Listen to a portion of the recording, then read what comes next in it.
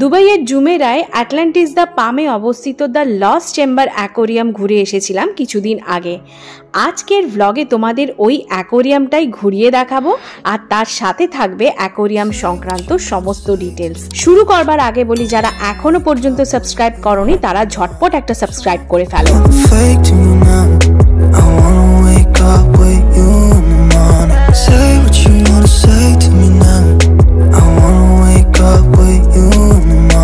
দুবাইয়ের বুর্জুমান metro station থেকে metro red line ধরে আমরা সোভা রিয়েলটি মেট্রো স্টেশনে নেমে এগিয়ে চললাম দুবাই ট্রাম ধরতে। গন্তব্য মোনোরেল ধরে অ্যাটলান্টিস দ্য পাম যাওয়া, যেখানে রয়েছে the lost chamber aquarium.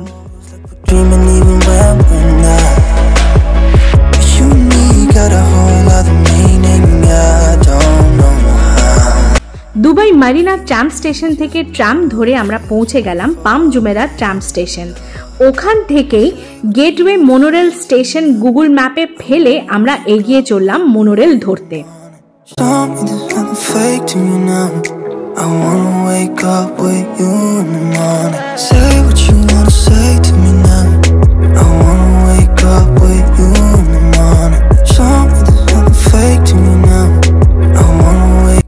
Gateway monorail station থেকে মোনোরেল ধরে আমরা এগিয়ে যাব একদম লাস্ট স্টপেজ অ্যাটলান্টিস অ্যাকোভেঞ্চারের উদ্দেশ্যে।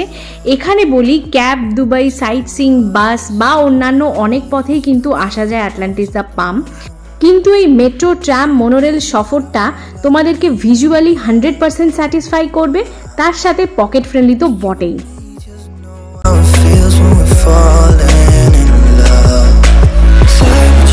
ইনসেটে ঠিক যেমন দেখালাম, আমরা এই মুহূর্তে দুবাইয়ের ফেমাস পাম স্ট্রাকচারটার উপর দিয়েই কিন্তু মোনোরেল করে চলেছি।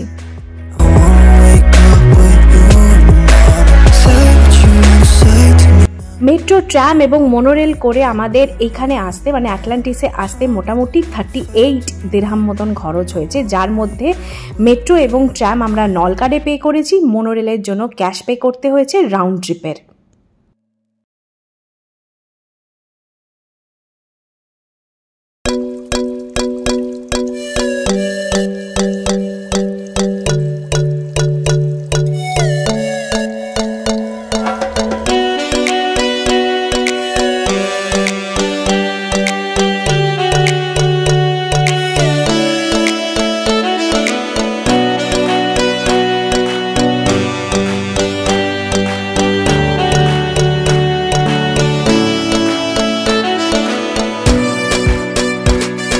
মোনোরেল স্টেশন থেকে নিচে নেমে বাঁ দিকে সুন্দর রাস্তাটি ধরে আমরা এগিয়ে চললাম দ্য লস্ট চেম্বার অ্যাকোরিয়ামের দিকে।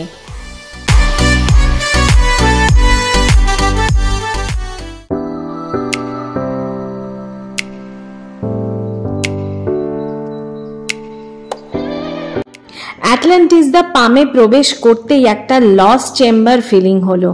চারিদিকে মশাল জ্বালানো একটা সুন্দর নজর কাড়া ডেকোরেশন।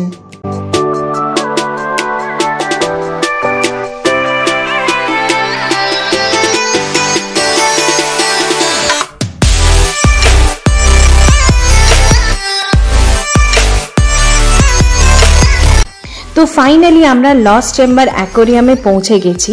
এইবারে একটু এই অ্যাকোরিয়াম সম্পর্কে কিছু তথ্য দিয়ে দিই তোমাদের।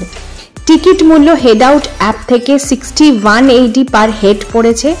আগে থাকতে টিকিট কাটতে হয়, অ্যাভেলেবিলিটির উপর কিন্তু নির্ভর করে নির্দিষ্ট দিনের টিকিট পাওয়া।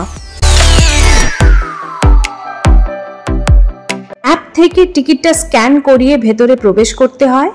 প্রতিদিন সকাল 10টা থেকে রাত্রি 9টা অবধি কিন্তু এই অ্যাকোরিয়াম খোলা থাকে। চলো এবার তোমাদের অ্যাকোরিয়ামটা ঘুরে দেখাই।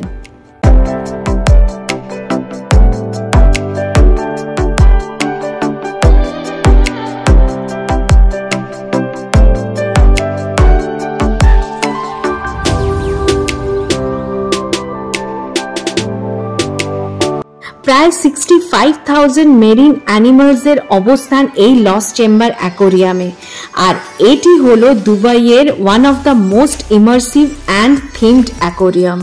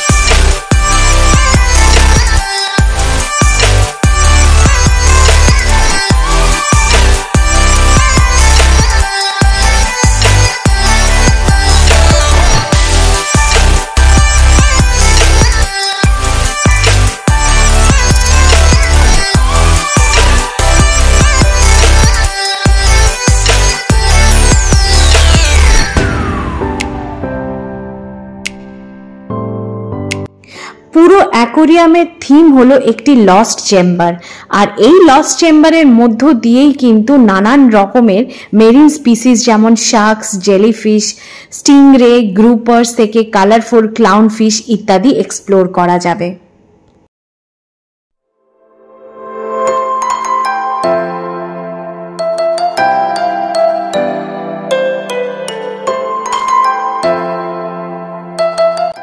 নানান রকমের মেরিন স্পিসিসের সাথে লাইভ কোরাল দেখার অভিজ্ঞতাটাও কিন্তু অসাধারণ।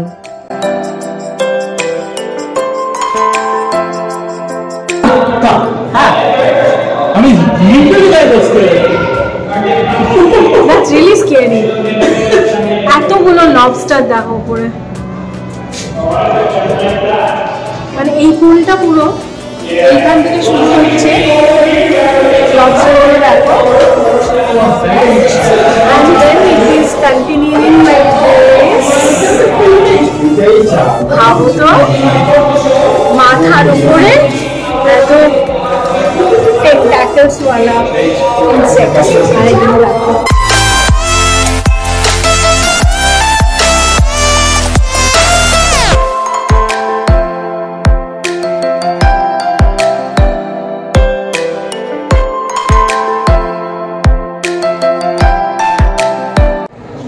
PS4 একটা গেম খেলতো, খেলা শেষ হয়ে গেছে আনচার্টেড বলে। আমরা এখানে এসে আমিও দেখেছি, আমি খেলিনি বাট দেখেছি, বাট এই কনসেপ্টটা অ্যান্ড থিমটা পুরো আনচার্টেড এর স্টাইলে। তো যদি কেউ PS4 এ তোমরা গেম খেলে থাকো, এই আনচার্টেড গেমটা খেলে থাকো, তাহলে প্লিজ কমেন্ট করে জানাও আমাকে।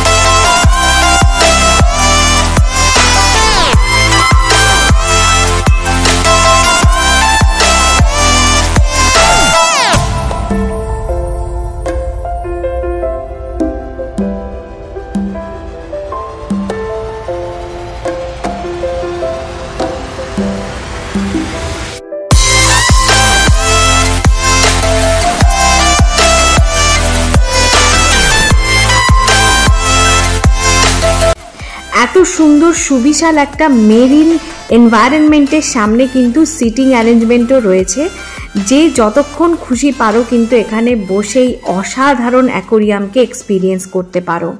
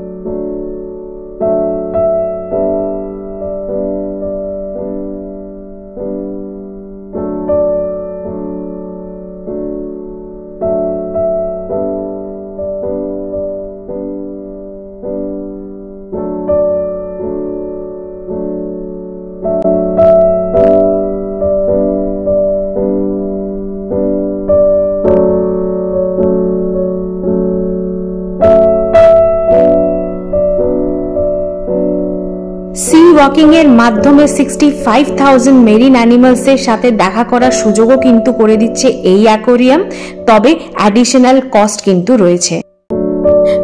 Scan and discover the species option.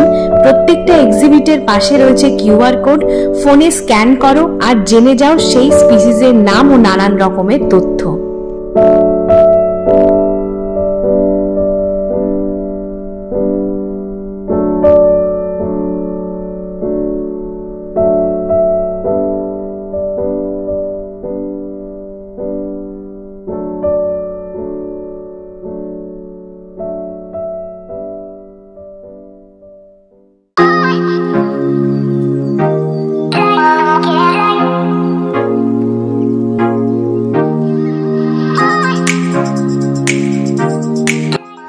The lost chamber aquarium শেষ হবার মুখেই রয়েছে একটা সুভেনির শপ, যেটা মোটামুটি দুবাইয়ের প্রত্যেকটা দ্রষ্টব্য স্থানেই কিন্তু রয়েছে। কিন্তু আমি বলবো এখান থেকে তোমরা কিছু জিনিস কিনো না, প্রচণ্ড ওভার প্রাইসড। এর থেকে বাইরে দুবাইতে কিন্তু অনেক সস্তায় একই কোয়ালিটির জিনিস পাওয়া যায়।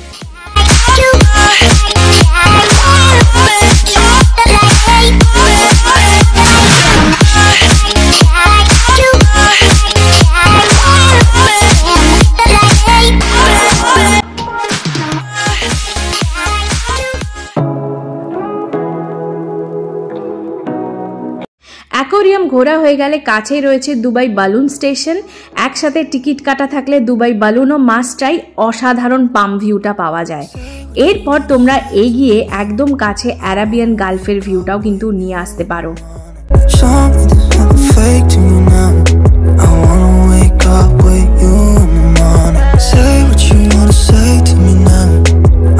এছাড়া এখানে মাস্ট ট্রাই হলো অ্যাটলান্টিস দ্য পাম থেকে অ্যাটলান্টিস দ্য রয়্যাল অবধি যে ফুটপাথটা রয়েছে সেই ফুটপাথের উপর দিয়ে হেঁটে চলাটা। The lost chamber aquarium definitely ভালো, কিন্তু আমার মতে দুবাই মলের অ্যাকোরিয়ামটার সাইজও বড় আর নাম্বার অফ স্পিসিসের সংখ্যাও কিন্তু অনেক বেশি। তাই দুটোর মধ্যে চুজ করতে বললে আমি কিন্তু দুবাই মলের অ্যাকোরিয়ামটাকেই সাজেস্ট করব, বাট এটা নিতান্তই।